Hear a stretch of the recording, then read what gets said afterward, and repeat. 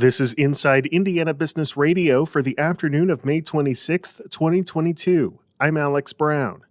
The new CEO of the South Bend Elkhart Regional Partnership says the organization continues to focus on collaboration to boost talent attraction and retention, workforce development, and more. Bethany Hartley says talent is one of the top priorities for the region. If you can solve for attracting more talent to your region, you're winning the game. And so we're really doubling down on that. And we worked pre-COVID on a regional brand campaign with a national company and had it produced, and now we're implementing it. She says the partnership is continuing its efforts to upskill the region's workforce through the LIFT Network Apprenticeship Program.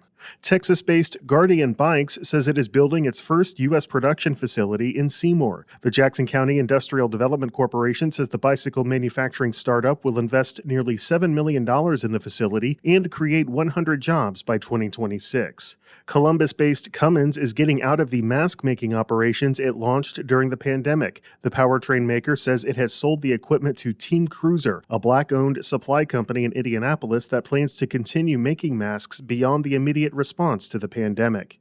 From the number one source for Indiana business news, this is Inside Indiana Business Radio. IBJ Media delivers business news covering central Indiana and the entire state. The Indianapolis Business Journal and Inside Indiana Business are now part of the same family. Look to the IBJ for in-depth coverage of central Indiana's business community and tap into Inside Indiana Business for stories that extend throughout Indiana. 2 resources, unlimited business insights that help you stay informed and get ahead. Learn more at ibj.com and insideindianabusiness.com. A Bloomington-based startup that wants to streamline the process for real estate developers to source construction materials has won the 2022 Crossroads Collegiate Pitch Competition. Business and entrepreneurship incubator The Mill says Andrew McMaster, co-founder and chief executive officer of Finnova, took home a $2,500 investment from the Flywheel Fund.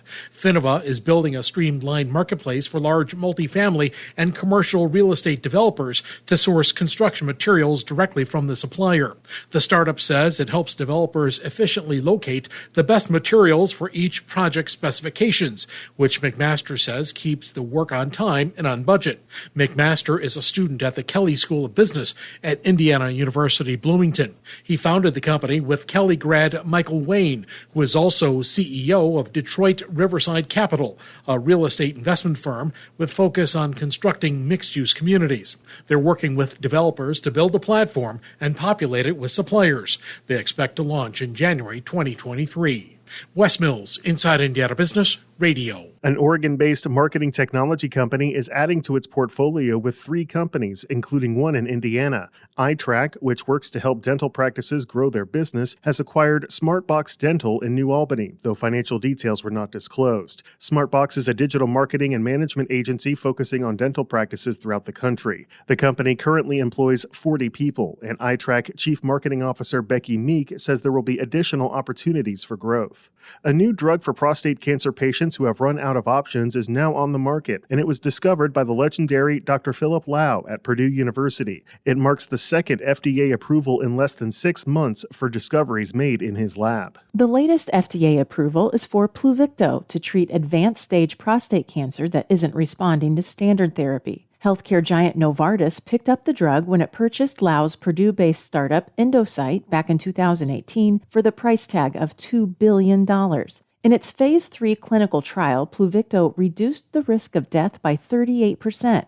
The drug is based on an approach Lau developed in his lab for 35 years. The method uses a homing molecule to precisely target only cancer cells and avoid healthy tissue. Lau says the basic approach could kill not only other cancers, but a long list of diseases. If I can continue to execute on some of these ideas and move them into human clinical trials, that we'll see an awful lot of benefit from this basic approach.